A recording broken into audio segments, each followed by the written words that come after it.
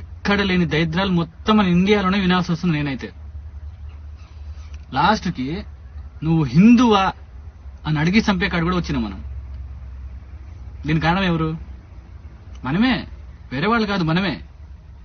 ఎందుకంటారా? Corruption. మాట్లాడితే corruption, selfness.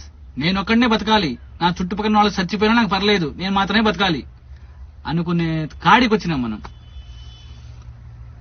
ఇప్పుడు 27 మందిని చంపాడాడు, మూటా ఉంది, చంపారు, అడిగి మరీ చంపారు. క్లియర్ కట్ చెప్తున్నా, అక్కడ ప్రతి ఒక్క మాటలో తెలుస్తుంది మనకి. అడిగి మరీ చంపడం, పాయింట్లు తీసి చూసి మరీ చంపారు. అంటే వచ్చినోడు ఎవడు? క్లియర్ కట్ గా చెప్తున్నాడు. ఇంకోటి మ్యాటర్ ఏంటంటే క్లియర్ కట్ చెప్తుండు, వెళ్ళి మోదీని చెప్పమని. అర్థమవుతుందా?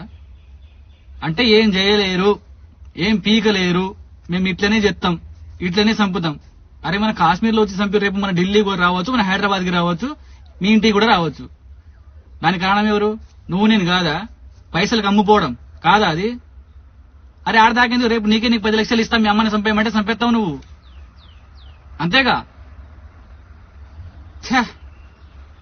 ఈ ఇంకా ఎన్ని ఘోరాలు చూడాలి వస్తుందని నా మీద నాకే ఆయాసం వేస్తాను తెలుసా. పక్కనూరు నుంచి రాడు, మనలో నుంచే వస్తాడు. వాళ్ళు మన పాకిస్తాన్ నుంచి వచ్చిర్రా మనకి చంపడానికి? ఏం మా గేట్లు లేవా? మేము లేవా ఆడా? మేము కాపులు కాస్తున్నాంగా. ఎక్కడి నుంచి వచ్చినాడు?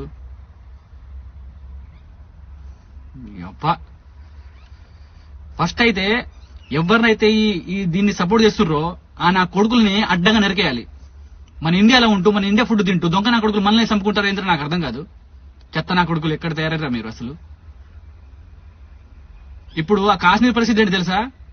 టూరిస్ట్ వెళ్ళకపోతే తినడానికి తిండిలు ఉండదు వాళ్ళకి, ఆ పరిస్థితిలో ఉంటారు వాళ్ళు. ఎలా చేయాలనిపించిందో మీకు అర్థం కాదు. వేరే వాడు రాడు కదా, మీ వాడే కదా వచ్చింది, నువ్వు సపోర్ట్ చేసిన వాడే కదా వచ్చింది. ఆడికి నువ్వు రమ్మంటేనే కదా వాడు వచ్చింది. ప్లాన్ పగ్గడ్బందీ ప్లాన్ అది. పేల్గాం నుంచి హాస్పిటల్ దగ్గర 50 కిలోమీటర్ దూరంలో ఉంది హాస్పిటల్. ఇక్కడ మనం ప్లాన్ చేస్తే, ఇక్కడ మనం చంపితే మనకు అడిగేవాడు ఉండడు, మనకు దిక్కు లేదు, అంత దూరంలో ఉంది అని చెప్పేసి పగడబంది ప్లాన్ తో చేసిన కుట్ర అది.